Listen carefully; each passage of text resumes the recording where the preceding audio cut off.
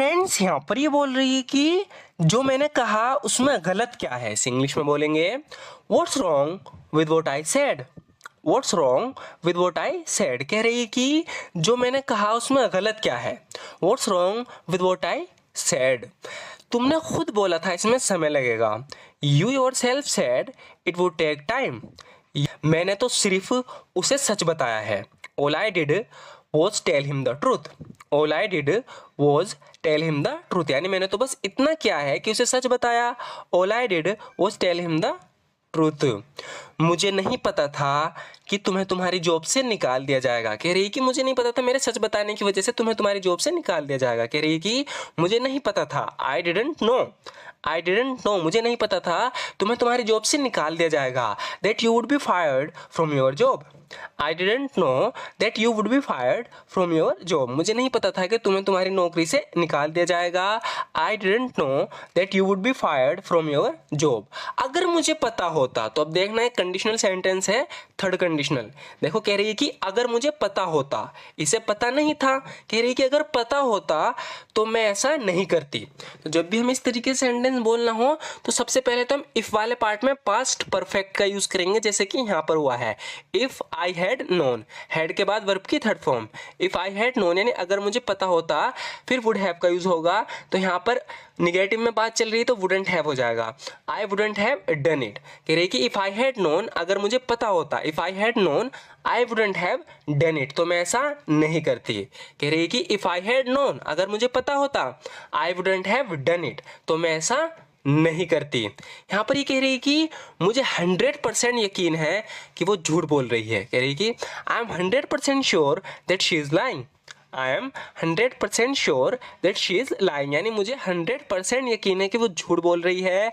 I am 100% sure that she is lying. वो चाहती थी कि ऐसा हो। कह रही है कि वो चाहती थी कि ऐसा हो। इस इंग्लिश में बोलेंगे she wanted it to happen. She wanted it to happen यानी वो चाहती थी ऐसा हो। She wanted it to happen. काश तुमने मेरी सलाह मान ली होती। तो इसने इसे पास्ट में कोई सलाह दी थी लेकिन इसने नहीं मानी, तो अब ये इससे कह रही है कि काश तुमने मेरी सलाह मान ली होती। तो इस इंग्लिश में बोलेंगे I wish you had taken my advice. तो आई विश के बाद हम पास्ट परफेक्ट का यूज करेंगे। यहाँ पे भी I wish you had taken my advice. काश तुमने मेरी सलाह मान ली होती। तो जब भी हम पास्ट के बारे में कहते हैं कि काश तुमने पास्ट में कुछ ऐसा कर लिया होता, जैसे कि काश तुमने उससे शादी कर ली होती, काश तुमने उससे शादी ना की होती, काश तुमने ऐसा कर लिया होता। जब भी इस तरह के सेंटेंस होते हैं, जैसे कि यहाँ पर यह है काश तुमने मेरी सलाह मान ली होती, तो हम बोलेंगे I wish you had taken my advice. मैंने तुमसे उस पर भरोसा ना करने को कहा था। I told you not to trust her. I told you not to trust her यानी मैंने तुमसे उस पर भरोसा ना करने को कहा था। I told you not to trust her. अगर तुमने मेरी सलाह मान ली होती तो ऐसा कुछ नहीं होता। कह रही है कि if you had taken my advice, तो ये भी थर्ड कंडीशनल सेंटेंस है, इसीलिए यहाँ पर भी हमने इफ के बाद पास्ट परफेक्ट का यूज किया है। कह रही है कि if you had taken my advice अगर तुमने मेरी सलाह मान ली होती। If you had taken my advice none of this would have happened. तो ऐसा कुछ भी नहीं होता। If you had taken my advice none of this would have happened. अगर तुमने मेरी सलाह मान ली होती तो ऐसा कुछ भी नहीं होता। If you had taken my advice none of this would have happened. इसीलिए तो कहा जाता है कि कह रहा है कि that's why it is sad. That's why it is sad that. इसीलिए तो कहा जाता है कि that's why it is sad that. इसीलिए तो कहा जाता है कि अपने दोस्तों को सोच समझ के चुनो। Choose your friends wisely. Choose your friends wisely यानी अपने दोस्तों को सोच समझ कर चुनो।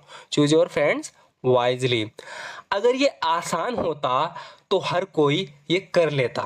सो फ्रेंड्स इसे ध्यान से देखना। जब भी हम इस तरीके से सेंटेंस बोलते हैं, कह रही कि अगर ये आसान होता, ये आसान नहीं है, कोई काम है जो आसान नहीं है।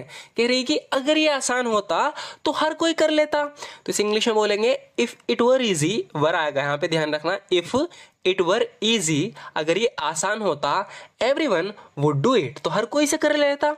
If it were easy everyone would do it अगर ये आसान होता तो हर कोई ये कर लेता। तुम इसे अच्छे से समझो, इसलिए मैं तुम्हें इसके कुछ और एग्जाम्पल दिखाऊंगा ताकि इसको तुम बहुत अच्छे से समझ जाओ। जैसे कि यहाँ पर ध्यान से देखना, कह रही कि if it were easy everyone would do it, अगर ये आसान होता तो हर कोई ये कर लेता। इसका एक और एग्जाम्पल होगा, if it were mine I would give it to you, कह रही कि अगर ये मेरा होता, इसका है नहीं, कह रही कि इफ इट वर माइन, अगर ये मेरा होता, I would give it to you, तो मैं तुम्हें दे देती। तो देखना दोनों सेंटेंस बिल्कुल एक से हैं। यहाँ पर ये कह रही कि if it were easy, easy है नहीं, कह रही कि if it were easy everyone would do it, तो हर कोई ये कर लेता है। ऐसे ये बोल रही है कि इफ इट वर माइन, अगर ये मेरा होता, इसका है नहीं, कह रही कि इफ इट वर माइन, अगर ये मेरा होता, I would give it to you, तो मैं तुम्हें दे देती। इसका एक और एग्जाम्पल देखते हैं फ्रेंड्स। देखो यहाँ पर भी सिचुएशन बिल्कुल ऐसी है। यहाँ पर ये कह रही है कि अगर तुम लड़का होती, कोई लड़की है वो लड़का नहीं है, कह रही है कि अगर तुम लड़का होती तो मैं तुम्हारे प्यार में पड़ जाती। इस इंग्लिश में बोलेंगे if you were a boy, if you were a boy, किसी लड़की से कह रही है if you were a boy, यानी अगर तुम लड़का होती, I would fall in love with you, तो मैं तुम्हारे प्यार में पड़ जाती। If you were a boy I would fall in love with you, अगर तुम लड़का होती तो मैं तुम्हारे प्यार में पड़ जाती। इसका एक लास्ट एग्जाम्पल और देखते हैं, अगर मैं अमीर होती, तो ये अमीर नहीं है, कह रही कि if I were rich, if I were rich यानी अगर मैं अमीर होती, if I were rich I would buy a car, तो मैं कार खरीदती। If I were rich I would buy a car, अगर मैं अमीर होती तो एक कार खरीदती। तो वापस अपने सेंटेंस पे आते हैं। यहाँ पर ये कह रही थी कि अगर ये आसान होता तो हर कोई ये कर लेता। If it were easy everyone would do it, लेकिन ये करना आसान नहीं है, but it's not easy to do, but it's not easy to do, लेकिन ये करना आसान नहीं है, but it's not easy to do, इसमें बहुत मेहनत लगती है। तो इसे दो तरीके से बोल सकते हैं, कह रही कि इसमें बहुत मेहनत लगती है। एक तो मैं ऐसे बोल सकते हैं कि it involves a lot of hard work, it involves a lot of hard work, यानी इसमें बहुत मेहनत लगती है। अगर आप ऐसे नहीं बोलना चाहते तो आप ऐसे बोल सकते हो it takes a lot of hard work, यहाँ पे टेक का यूज़ कर सकते हो तुम, it takes a lot of hard work, यानी इसमें बहुत मेहनत लगती है। तो या तो इन्वॉल्व्स का यूज़ कर लो या टेक का, बात एक ही है। It takes a lot of hard work, यानी इसमें बहुत मेहनत लगती है। चलो मिलकर तय करें पहले कहाँ जाना है। तो कहीं ना कहीं घूमने जा रहे हैं, तो कह रहा है कि चलो मिलकर तय करें कि पहले कहाँ जाना है। इस इंग्लिश में बोलेंगे let's decide together where to go first, let's decide together where to go first, चलो मिलकर तय करें पहले कहाँ जाना है। Let's decide together where to go first. यहाँ पर ये किससे कह रहा है कि तुम कहाँ थे जब ये हो रहा था। इस इंग्लिश में बोलेंगे where were you while this was happening, where were you while this was happening, यानी तुम कहाँ थे जब ये हो रहा था। Where were you while this was happening, तुमने पहले मुझे खबर क्यों नहीं की।